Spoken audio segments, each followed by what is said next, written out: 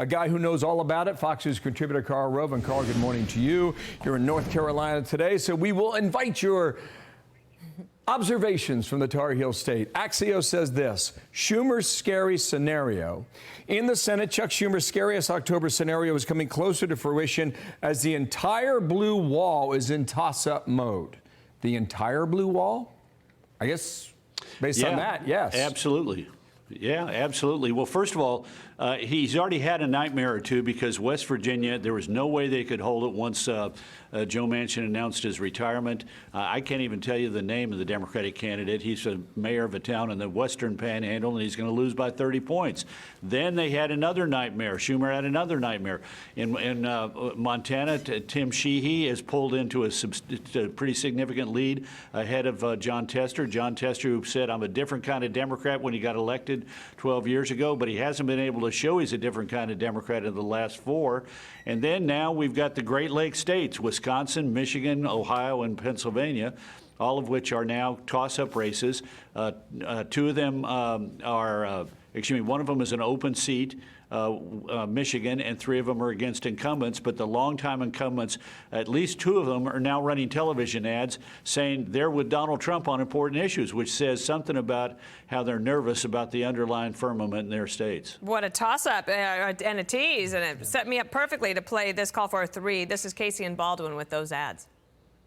Casey bucked Biden to protect fracking, and he sided with Trump to end NAFTA and put tariffs on China to stop them from cheating. Tammy Baldwin got President Trump to sign her Made in America bill. That was certainly stunning, but so was this. Cook Political Report shifted the Nebraska Senate race from likely Republican to lean Republican yesterday. Deb Fischer's the incumbent. Is she in trouble with this challenger, Dan Osborne, an independent? Well, I was in Omaha recently. Osborne is being funded by a lot of big Democratic money, and he's been running a terrific number of ads, portraying himself as an outsider and a populist. He's a supporter of Bernie Sanders, and I don't think at the end of the day that as long as Deb Fischer runs a good campaign in the final 2 weeks of the campaign, that a guy who supports Bernie Sanders is going to carry a deep red state like Nebraska. But you got to give it to the Democrats, and you got to give it to Schumer. He's not going to go down easy on this, and he fought very hard to get a so-called independent candidate in Nebraska, and then made certain he was funded to the excess.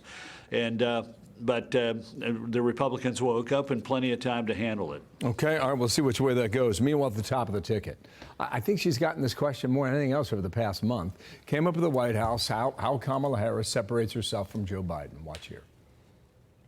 We've seen in interview after interview for her to separate herself in terms of public positions from President Biden. Does she have a green light, or is she required to be a loyal vice president to President Biden? I disagree. I mean, the interviews that I have seen, you've seen an incredibly strong, very clear-eyed vice president. And I have said to you, and I was saying to you, I have not seen that. Okay. How do you believe she has handled this question, Karl? And I don't know if you're ever given advice today, but what do you think? Yeah, the White House press secretary or the candidate? The White House press secretary, I'm not even really certain what she was saying there, but the candidate has got to find a way to say, yeah, I'm my own person, and yes, there would be things that I would do differently, and let me tell you about the things I'm going to do in the future and let you draw the conclusion. But instead she says, I can't think of a single thing where I disagree. Well, that's not what, she needs to be the change candidate. If she's more the same, she's going to be defeated.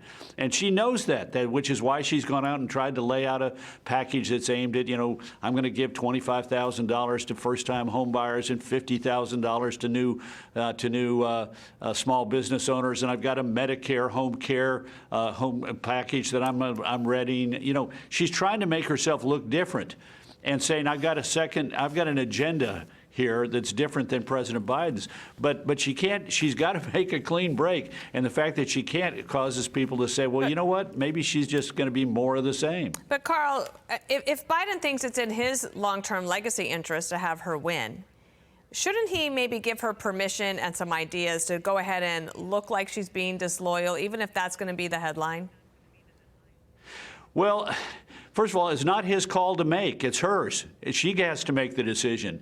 And if it's left up to him, I think he's frankly, of two minds. On the one hand, he wants to have her win, and on the other hand, it's sort of like you force me out, and if she's defeated, then maybe I can sort of have the peace and knowledge that maybe I could have won.